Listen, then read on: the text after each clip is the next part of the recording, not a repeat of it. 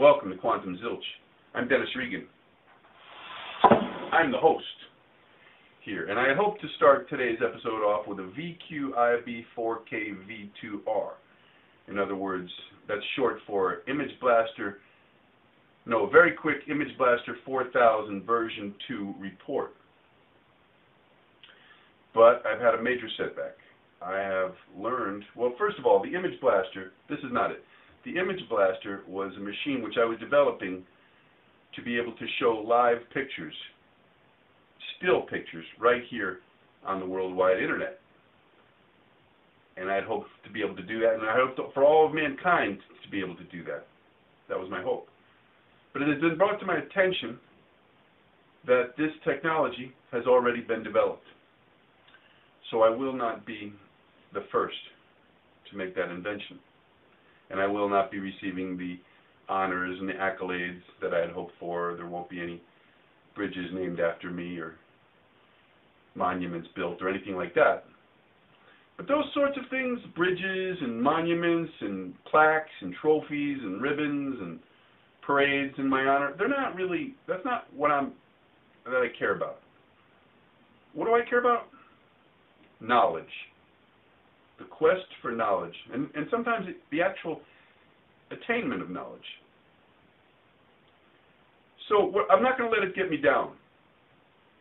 What I've decided to do is, like Thomas Edison before me.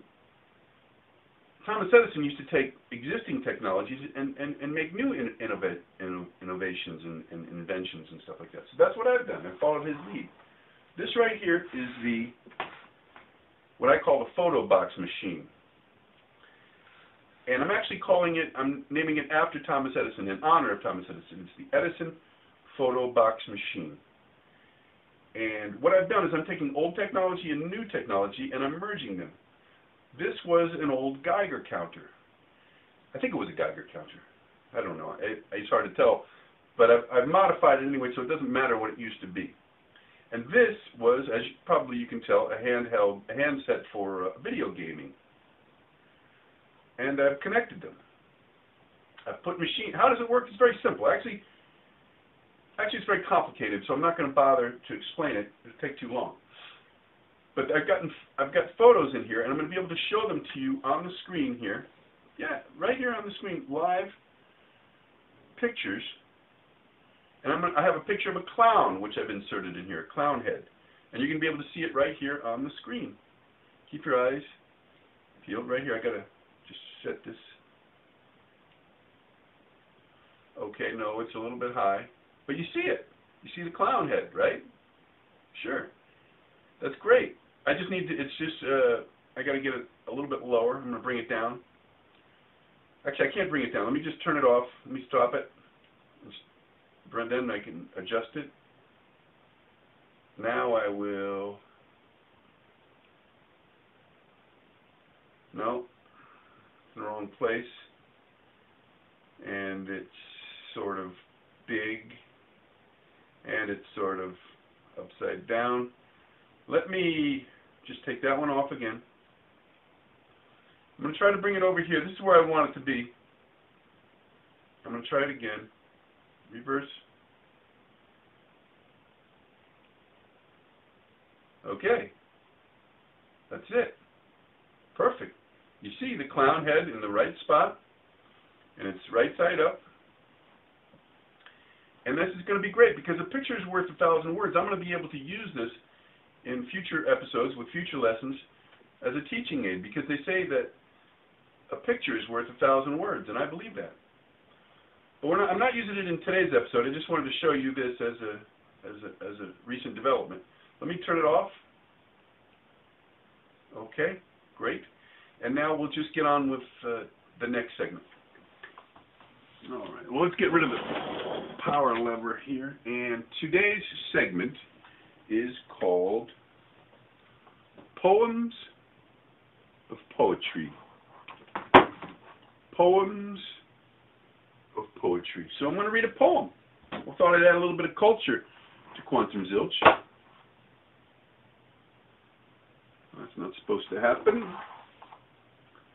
Let me just get rid of that. Okay.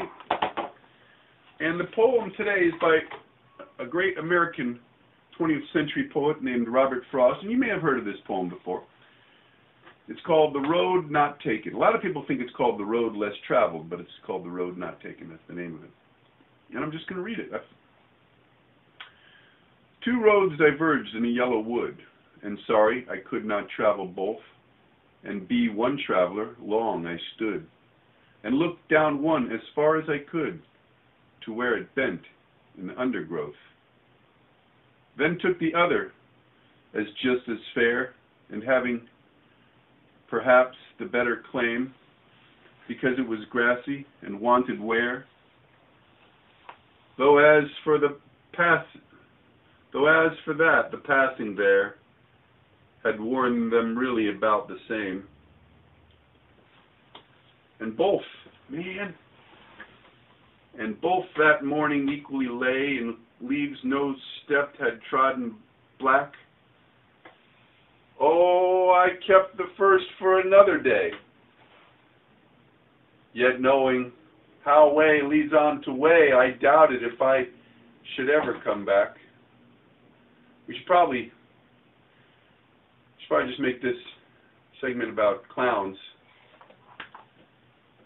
Did you know that clowns, there's probably about 1,000 clowns in the world today? Sure. There's Bozo the Clown and Chuckles and Ho-Ho, I'm sure. Clowns are very talented. Clowns can ride on unicycles and juggle. A lot of them can juggle, some can't, I guess. They can also get a whole bunch of clowns into cars. Do you know what the record is for how many clowns can fit into one single small car? I don't. Do you? If you did, good. Well, it kind of looks like the clown's going away. Maybe I can finish the poem.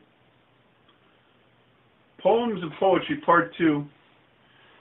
I shall be telling this with a sigh, somewhere ages and ages hence.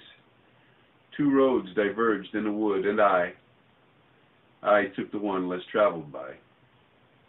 And that has made all the difference. All right, well, let me turn this off. That's probably what I should have done in the first place. Oh no! What happened? This is an unmitigated disaster. How am I going to get down from here? Well, I guess that ends this episode of Quantum Zilch. In the meantime, take care of yourself and look out for each other.